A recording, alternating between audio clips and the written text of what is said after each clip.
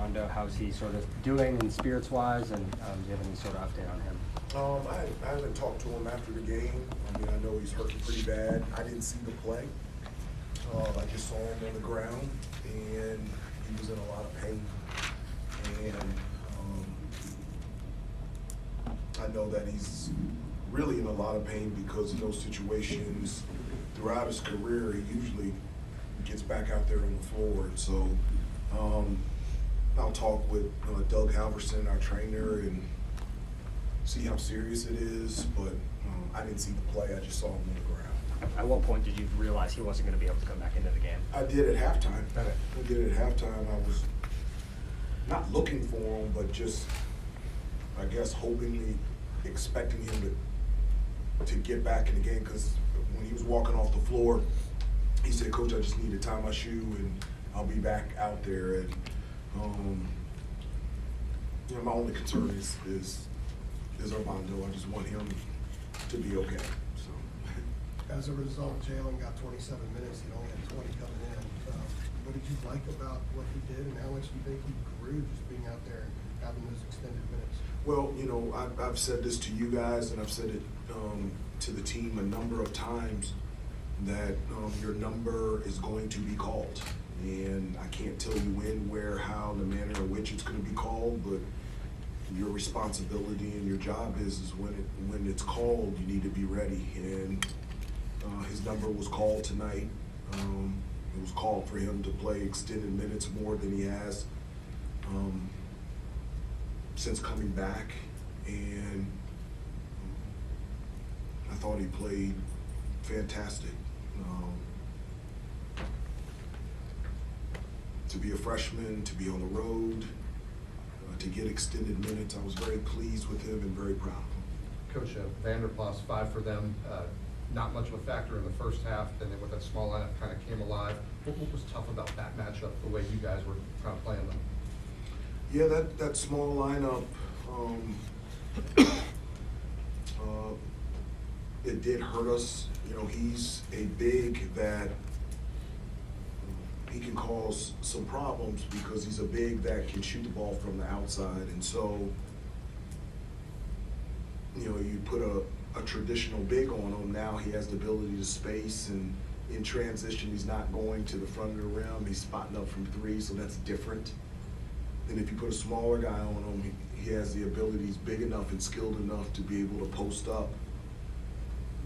He played really well in the second half. I really feel like the thing that really hurt us was just one-on-one dribble drives to the basket. I know he played extremely well, and he played a huge part in them being successful in the second half, but I thought our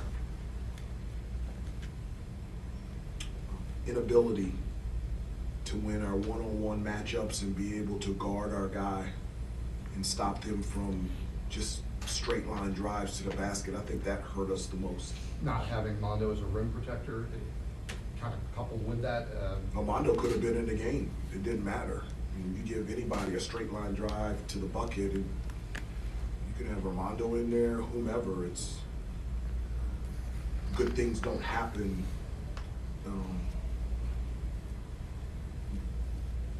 When from a defensive standpoint, you allow that to happen, and you allow that to happen consistently.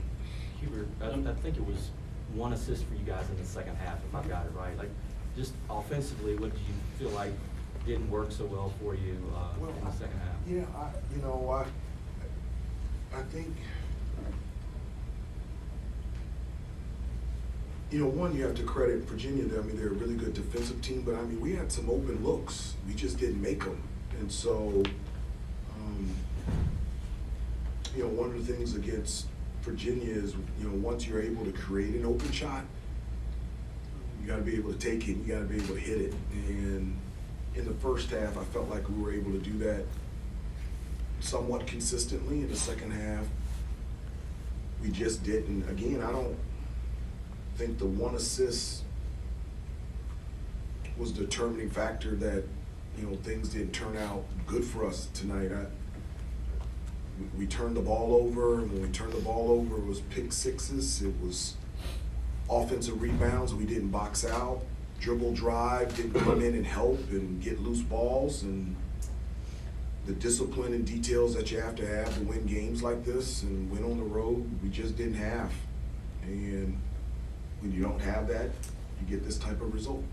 Number 2, Reese Beekman, you mentioned the driving earlier. Just what was so hard about containing him tonight?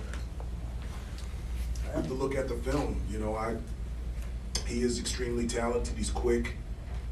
He has an ability to penetrate and get to the basket, and he's an excellent finisher, but he can also distribute the basketball.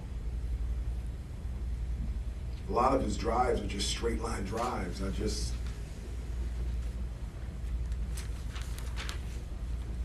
When Caleb cuts it to 3 at the end there, what needed to happen for you guys? To get a stop. Didn't happen. To get a stop. Did we cut it to 3 twice? Yeah. Down the stretch? You didn't get a stop. You gotta get stops. You gotta get a stop. Hubert, I know you're not looking for moral victories, but what does it tell you about the way you guys recalibrated being down 2 starting big men and the way DeMarco? It does. It just doesn't matter. You know, in the box score, and I mean, maybe in some of you guys' articles, you can say, wow, look how they fought without Armando and B, but it's an L. It's our 6th loss. You know,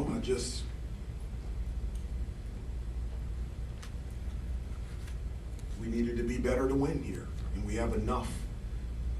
We have enough on this stat sheet to have won this game tonight, and we didn't get it done. Take one more if there was one. Is there a singular thing that's frustrating you the most right now? Is it the defensive? Is it not getting the stop late? Is it the straight line drives? Is there one thing that stands out?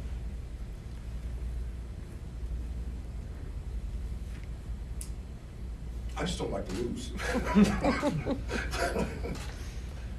not frustrated at them. They're great kids. You know, they're such a blessing and an honor. I thank Jesus every day that I'm in this position to be able to help and to serve and to coach them. And I love coaching them. I love being around them, and I just love it. I just like to win. Felt like we had a good opportunity tonight, and we just didn't get it done. And so I have to prepare this week and prepare to play a very talented Louisville team on the road on Saturday. Thanks, Coach. Thanks, everybody.